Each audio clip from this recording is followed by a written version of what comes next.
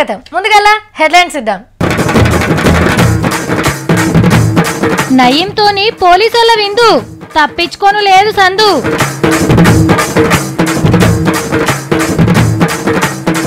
రామయ్య గుడికి రాజయోగం, నడుస్తుంది గుళ్ళుగట్టే యాగం.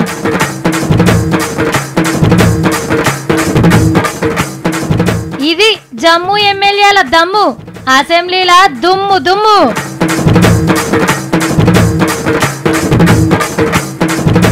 అరటి పండ్ల నడుమ పెట్టిండ్రు పైకం, ఏమన్నా చేసిండా ఉపాయం? ఎవ్వరు చేయరట రైతు కొలువు.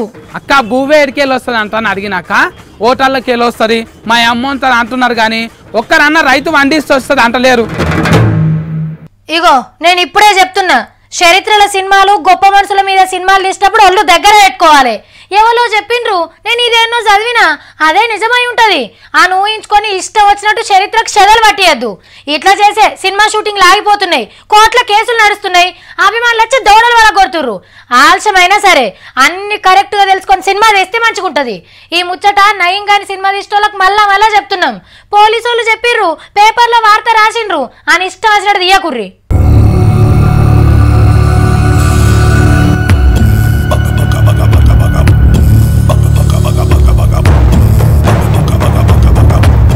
ఎట్లున్నాయి పోటోలు? ఏంటి నయం గాని సినిమా ఫస్ట్ లుక్ అనుకుంటురా? కటౌట్ చూస్తే తెలుస్తలేదా మీకు? Original bye సాపే. దమ్కీలు ఇచ్చి దందాలు చేసినోనికి మన 4వ సినిమాలు ఎట్లా మర్యాద చేసిరో చూపెట్టే సాక్ష్యాలు ఇవి. హోటళ్లల్లా ఇందు భోజనాలు, బిర్యానీ దావతులు జోరుగా నడిచినట్టున్నాయి. యూనిఫామ్లో దాన్ని దర్శనం చేసుకున్న గీ 4వ సింహం పేరు తిరుపతన్న. భువనగిరిలో కొలువు చేస్తున్నప్పుడు నయం గాని సేవలు తరించిండు. మనొంది కూడా భువనగిరి కాబట్టి ఇద్దరు అత్కం పత్కం ఉన్నట్టున్నారు. మరి ఈ పోట్ వల్ల బాయ్ సాపేడున్నాడో గుర్తుపట్టిర్రా? డాన్ లెక్క సూటు బూటేసిండు. దమ్ బిర్యానీలు దంచుతున్న వాళ్ళంతా పోలీసు అన్నలే. గిన్నెల ముక్కలు దేవుతున్న సారు అడిషనల్ ఎస్పీ చంద్రశేఖర్. ఇంకో హోటల్లా సీరియస్ గా చర్చలు నడుపుతున్నది మద్దిపాటి శ్రీనివాసరావు. దొంగలను లంగలను పట్టుకునే సిఐడిలా పనిచేస్తున్నాడు. ఇక మరి గీ పుణ్యాత్ముడేవలో ఏడగలిసిండ్రో, ఎందుకు గలిసిండ్రో, ఏం మాట్లాడిండ్రో, దందాలతోని సంబంధాలు ఉన్నాయో లేవో తెలియదు కానీ నయంగానికి కొందరు పోలీసోళ్ళు జిగ్రి దోస్తులని చెప్పేందుకు గీ పోట్ వల్లే పెద్ద సాక్ష్యం. ఇక ఈ కేసు పని అయిపోయినట్టే అనుకున్న టైంలా కడుపు మండి ఏ పుణ్యాత్ముడో గీ పోట్ వల్ల బయట పెట్టి పోలీసు వాళ్ళకి సెంటలు పట్టించిండు. అందరికి క్లీన్ చీట్ ఇచ్చిన పోలీసు వాళ్ళే వాళ్ళ కాళ్ళు క్లీన్ చీట్ ఇచ్చుకోలేకపోయిండ్రు. సీక్రెట్ అని చెప్తున్న డైరీలా గివ్వే ఉన్నాయేమో మరి. చూస్తుంటే గీ పోట్ వాళ్ళు నయంగాడే తీపించుకున్నట్టున్నాడు కదా. నేను పోయినా నాతోని సోపత్ చేసిన ఎవ్వరిని విడిచిపెట్టద్దని. మొత్తానికైతే ఖతర్నాక్ సాక్ష్యాలు దొరికినాయి. చూడాల మరి కేసు ఎటు పోతుందో.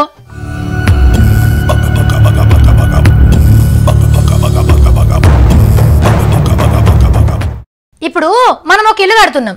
ఎట్లా కడితే మంచిగా ఉంటుందో ఇంజనీర్ని తీసుకొచ్చి నక్షలు గీపించుకుంటాం.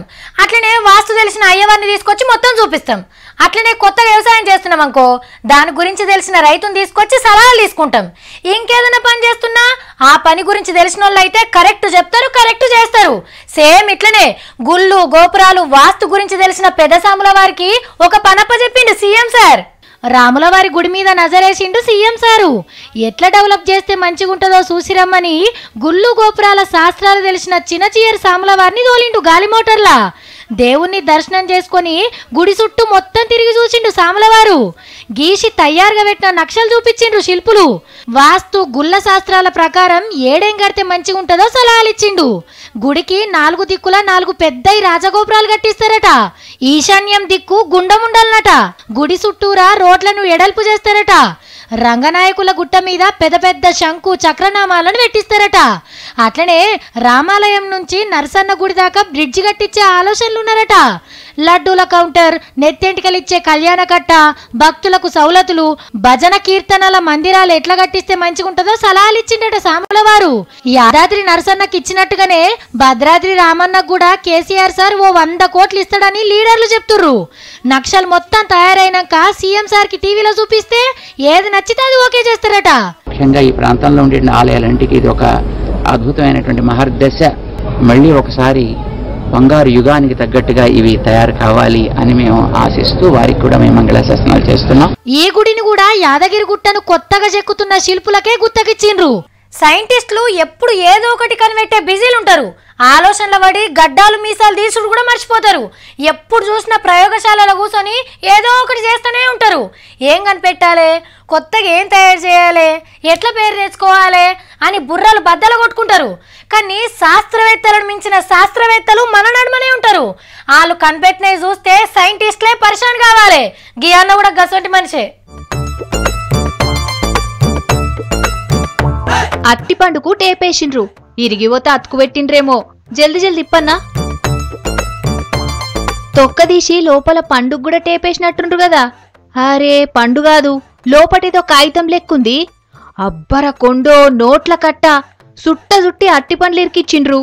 మన కేరళ రాష్ట్ర పొల్ల తెలివేది దొంగతనంగా దుబాయ్కి పైకం పట్టుకపోతందుకు గీ ఉపాయం చేసిండ్రు. 1000-2000 అనుకునేరు. 45 లక్షల దుబాయ్ నోట్లు మంచిగా అట్టి పండ్ల నడిమిట్ల తీసేసి పైకం జమాయించి పెట్టిండ్రు తెలివిమంతులు. విమానం డిపోలో చెకింగ్ చేస్తుంటే పండ్ల మీద టేపు కనబడ్డదట పోలీసులకు. ఏంటిదని ఇప్పి చూస్తే లక్షల రూపాయలు బయటపడ్డాయి. ఇప్పటికి ఎన్ని నోట్లు పెట్టిన డజన్లు పట్టుకపోయినరోపో. పండ్లను తింటారనే తెలుసు, ఇట్లా కూడా వాడుకోవచ్చని చూపించిన గా అన్నకు దండేసి దండం పెట్టాల్సిందే. కాని అట్టి పండ్లనే గింత పైకం తీసుకోపోతే ఇక పుచ్చ పండ్ల ఎంత తీసుకోవాలి? అయ్యా పోలీస్ సార్లు, గాలి మోటార్ల డిపోల కాడ పండ్లు కూరగాయల మీద కూడా ఓ నజరేంట్రి సార్లు. మీకు బ్రియన్ లారా తెలుసు కదా, క్రికెట్ ఆట చూసేటోళ్ళకి బగ్గేర్క. వెస్టిండీస్ దేశమైనది, ఆటల పెద్ద తోపు. మన సచిన్ సార్ తోటి పోటీ పడి ఆడేటోడు. 4లు 6లు కొట్టుట్లా మొనగాడప్పట్లా. లారా బ్యాట్ పట్టిండంటే షెండేస్తోళ్ళకి చెమటలు పట్టేటి. మస్తుగా రికార్డులు కూడా కొట్టేసిండు. ఓ ఇవన్నీ మాకు కూడా ఎరికే, అసలు ముచ్చట ఏంటో చెప్పు అని అంటున్నారు కదా. చూడరైతే గోల్ఫ్ ఆట కోసం హైదరాబాద్కి వచ్చిండు లారా సారు. ఒక్కడే కాదు, ఇంకో 11 మంది ఆటగాళ్ళని పట్టుకొచ్చిండు. గోల్ఫ్ క్లబ్ లా విశాఖ కంపెనీలు పెట్టిరు గీ ఆటల పోటీలు. సర్కార్ సలహాదారు వివేక్ సార్ కు మంచి దోస్తు కూడా. ఇద్దరు కలిసి జరసేపు గోల్ఫ్ ఆడిండ్రు. గోల్ఫ్ లా గంత పెద్ద ఆటగాడు మన తానికస్తే వలకరియాలి కదా. సారు ఎట్లున్నది మా పట్నం? I love Hyderabad city. I've been to Hyderabad many times. Hyderabad అంటే మస్త్ ఇష్టమట. మరి ఈ ఆటల మైదానం ఎట్లున్నా sir? Tremendous experience. Vivek and his friends took me out and I thought it was one of the most picturesque golf courses I've ever played on. Dubai తర్వాత ఈడనే మంచిగున్నదట మైదానం. అవుగాని sir, Guys like, Warner, Virat Kohli, all these guys have an opportunity. Vivek sir దోస్త్ వచ్చినందుకు మీకు ఎట్లా అనిపిస్తుంది? లారా Visakha cup championship trophy ఒకటి మేము కండక్ట్ చేస్తున్నాము విశాఖ ఇండస్ట్రీస్ తరఫున. వారు ఈ రోజు ఇక్కడికి వచ్చి ఈ గోల్ఫ్ ఆడటానికి మాకు చాలా సంతోషంగా ఉంది. ఇప్పుడు గోల్ఫ్ 2 ఆటలలో సూపర్ అనిపించుకున్న లారా సార్ కు ఆల్ ది బెస్ట్.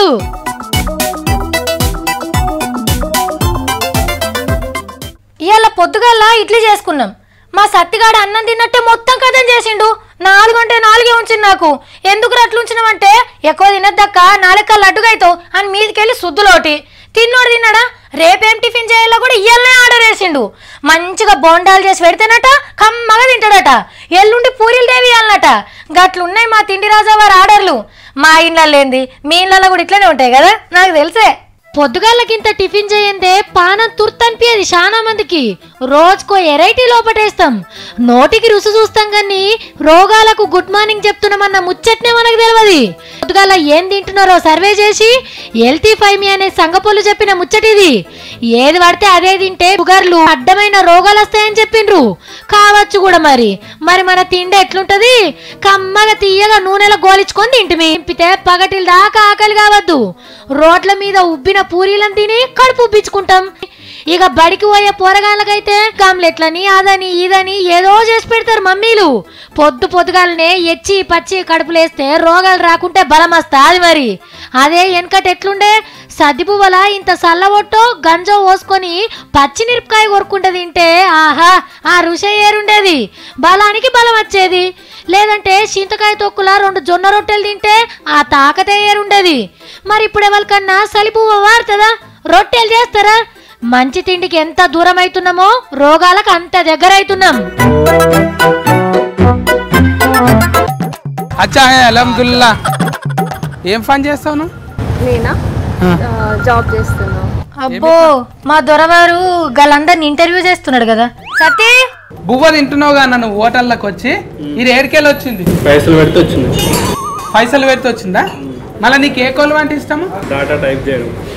కంప్యూటర్ పనా? అదే ఇష్టమా? మళ్ళీ మీ నాయన వ్యవసాయం చేసిండుగా, నువ్వెందుకు చేయవు? వ్యవసాయం చేస్తే ఏమొస్తున్నాయి? రావట్లేవు. ఏమొస్తున్నారు? భూ వస్తున్నారు కదా. భూ వస్తున్నాయి, డబ్బులు రావట్లేవు ఎక్కువ. తమ్మి నువ్వేం కావాలనుకుంటున్నావు? పోలీస్ కావాలనుకుంటున్నావు. పోలీసా? ఇప్పుడు నీకు బాగా ఆకలి అవుతున్నది. ఒక దిక్కేమో పోలీస్ డ్రెస్ ఉన్నది, ఇంకో దిక్కేమో భువ్వు ఉన్నది. ఏది తీసుకుంటావు ముందుగా? అన్నం తీసుకుంటా, పోలీస్ డ్రెస్ అంటే తీసుకుంటా, భూవే తీసుకుంటా. ఆకలి తీసుకున్నాకనే కొలువు కావాలని. అరే వాళ్ళేం కొలువు చేస్తే నీకెందుకురా? ఓకే, నీకు ఏ కొలువు అంటే ఇష్టము? నేను డాక్టర్ని అయిదాం అనుకున్నారా? మంచిగా తెల్ల కోట వేసుకొని ఏసీలో కూర్చోవచ్చు. అబ్బా, చినిగిపోయిన బట్టలే కుట్టనీకి రాదు కానీ మనుషులకు ఆపరేషన్ చేసి కుట్లేస్తావు నువ్వు నీ ముఖానికి. ఏమనుకుంటున్నారా నువ్వు? జర్రంతలా మిస్ అయింది, లేకుంటే నేను నిజంగానే డాక్టర్ని అయిదును. బలరపెంటతో సాల్ఫీ చల్లే కొలువు, ముగ్గేసే కొలువు ఉంటా చేస్తావు నువ్వు. అబ్బో నన్నంటున్నావు కానీ మరి నువ్వైతే ఏమవుదాం అనుకున్నావురా?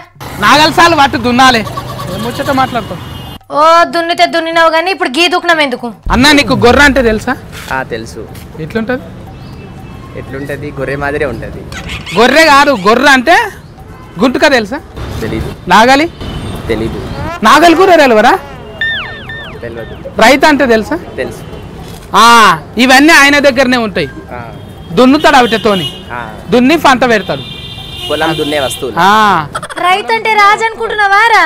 రైతు పని అంటే పుట్టేడు కష్టం చేయాలరా? రాజు కాకలైనా కూడా రైతు వండించిన అన్నమే తినాలి. చేన్లా రైతు కొలువు ఇస్తే చేస్తావా పంటలు వండించేది?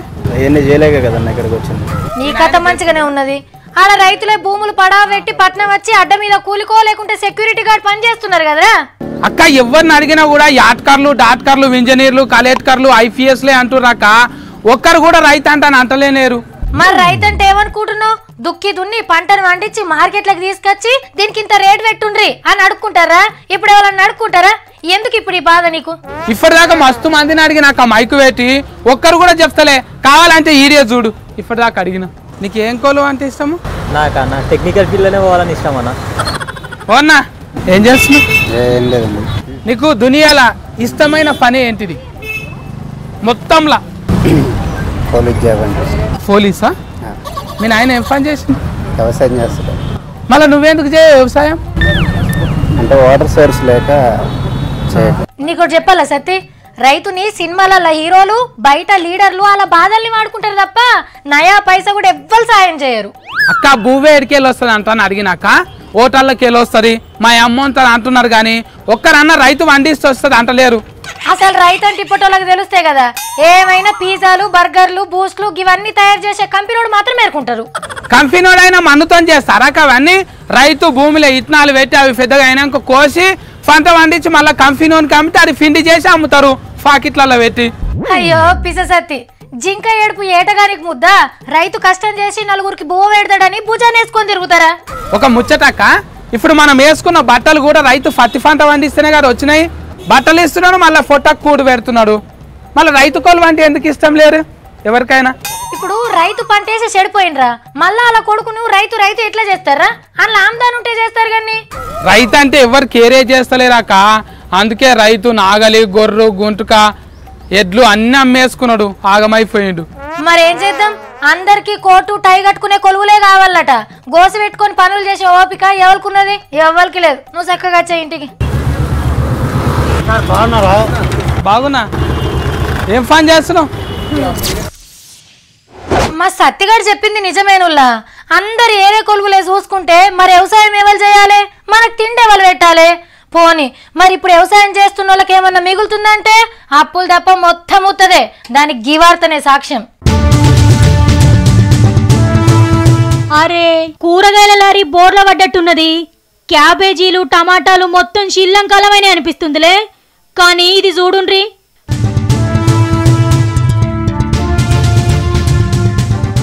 పండించిన రైతులే రోడ్ల మీద వారేసిపోతుండ్రు. దేవునికి కొబ్బరికాయలు కొట్టినట్టు క్యాబేజీలు వరగొడుతుండ్రు. ఎంత కష్టపడి వండించిండ్రో అంత కష్టపడి ఖరాబ్ చేస్తుండ్రు ఛత్తీస్గఢ్ రాష్ట్రంలో రైతులు. అంగడికి తీసుకుపోతే అడ్డికి పావుషేరు కూడా అడుగుతలేరట. అప్పులు తీరుడు కాదు కదా, ట్రాక్టర్ కిరాయి మందం కూడా వెళ్తలేవని ఇట్లా నిరసన చేసిండ్రు. ఈ భూమి మీద ఒక రైతులు తప్ప కష్టపడి తయారు చేసింది ఇంకెవరన్నా ఇట్లా ఖరాబ్ చేసుకుంటారా? ఏ వస్తువు తీసుకున్నా ఫిక్స్డ్ రేటు. ఇష్టం ఉంటే కొనాలే, లేకుంటే లేదు. పండించిన పంటకు రైతే రేట్ ఫిక్స్ చేసినాడు తప్పితే ఈ వ్యవసాయం ముంగట వడది రైతు బిడ్డలు రైతులు గారు.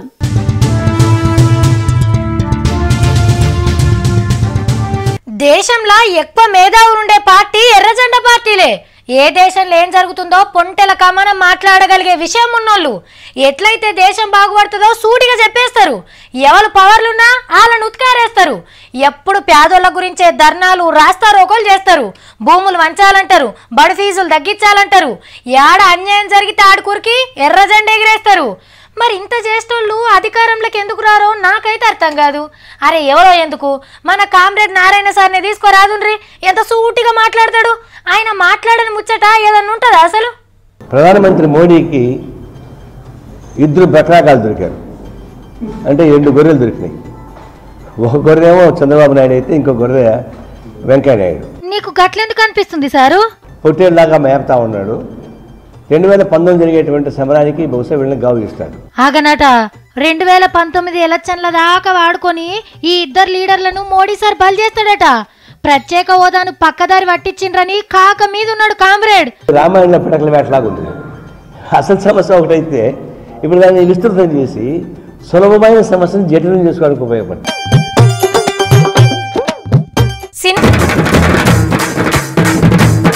నయంతోని పోలీసుల విందు తప్పించుకోను లేదు సందు.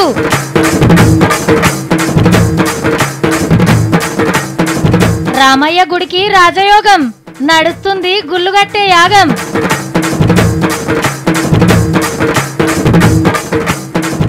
ఇది జమ్మూ ఎమ్మెల్యేల దమ్ము, అసెంబ్లీల దుమ్ము దుమ్ము.